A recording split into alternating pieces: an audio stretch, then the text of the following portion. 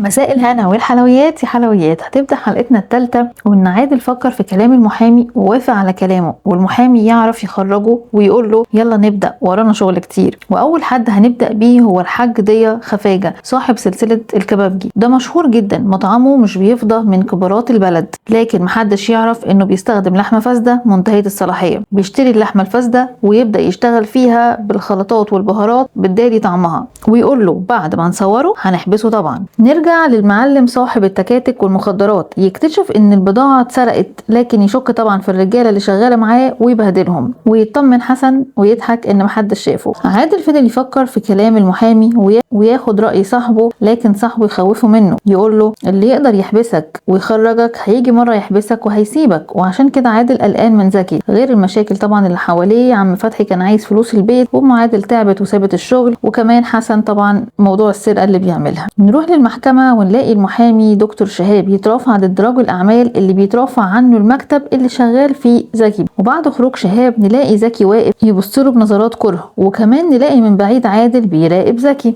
اما زكي يروح للدكتوره بسمه اللي بتكون بنته، لكن مش قادر يقول لها، وبيحكي لها ان نفسه يكلم بنته وخايف ترفضه، وهي تشجعه ان ما يخافش وما يفقدش الامل. ويظهر عليها الدكتور شعور بالتعب وتاخد علاج من شنطتها قدامه. لكن لما خرج الدكتور بسمة من الغرفة يصور زكي العلاج عشان يعرف ده علاج ايه. عادل يبدأ يجهز، يبعت توحة للمطعم ياكل ويروق على نفسه، وبعدها توحة يدخل الحمام يوصل لماسورة الغاز اللي في السقف ويحاول يفتحها عشان يحصل تسريب. وبعد ما المطعم يبلغ الغاز شركة الغاز ان في تسريب، يجي عادل جاهز بلبس الغاز ان هو مندوب من الغاز ومعاه العدة عشان يعمل التسريب ده، ويطلب منهم ان عايز يشوف العداد فين والتفريعة بتاعت المواسير فين بتاعت الغاز، وتكون في المطبخ. اول ما يوصل المطبخ يبدأ وهو بيشوف شغله يبدأ يحط الكاميرات. لكن لسوء الحظ مندوب شركة الغاز الحقيقي يوصل، ويتفاجئ الموظف اللي في المطعم ان هو كمان واحد تاني وصل، فدخل بسرعة عشان يشوف مين اللي دخل الاول ده، وقال ان هو من الغاز. لكن توحة كان شاف الموضوع ده واتصل بعادل بسرعة وقال له اتحرك مندوب الغاز الحقيقي وصل. وفعلا يعرف يمشي ويوري زكي الفيديوهات، ويفرح قوي زكي يقول له ده انت برنس وعالمي، ويديله كمان الموبايل يقول له ابعت لي بقى الفيديوهات دي على التليفون وهتبعته لديا وهتكلمه. اتصدم عادل عشان كان فاكر ان هيسلم الفيديو للشرطة وخلاص ويتحبس، لكن قال له لا، احنا هنكلمه الاول وهنبتزه وهناخد منه فلوس.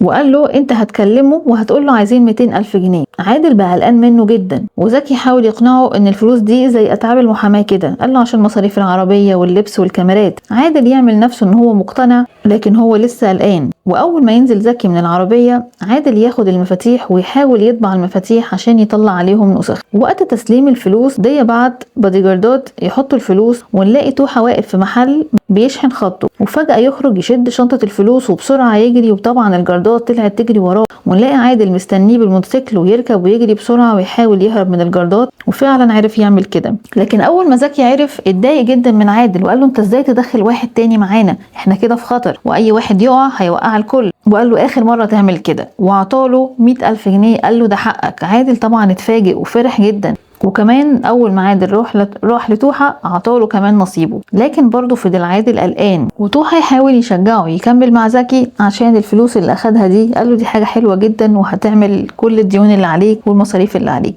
وعادل كان بيدور على علاج، الدكتور كتبه لمامته لكن مش لاقيه في الصيدليه، ودكتور الصيدليه كتب له علاج بديل لحد ما يلاقيه. وكمان دفع الجمعيه اللي كانت على مامته وقال لها ارتاحي بقى ما تنزليش شغل. وفضلت تزن عليه تكلم عبير خطيبته، فراح لدكتور اسماء كلمها وقال لها تكلم مامته على ان هي كانها عبير خطيبته.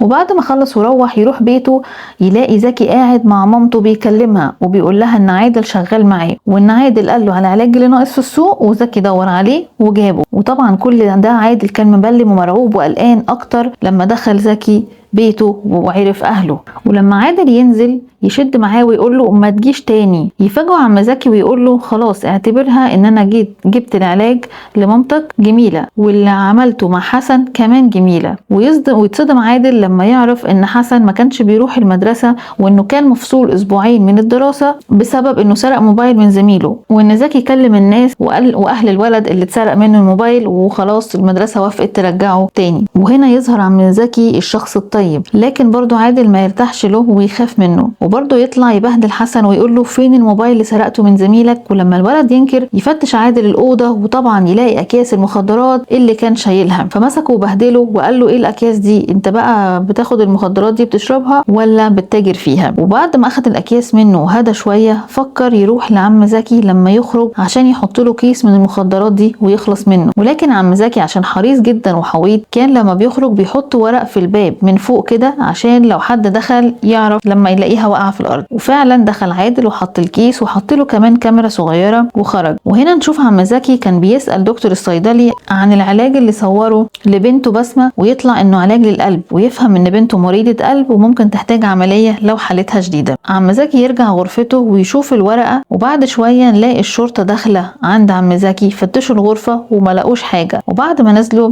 عم زكي يكلم عادل في الكاميرا ويقول له ايه يا عادل بقى، مش كفاية لعب؟ عندنا شغل، هستناك في المصمت.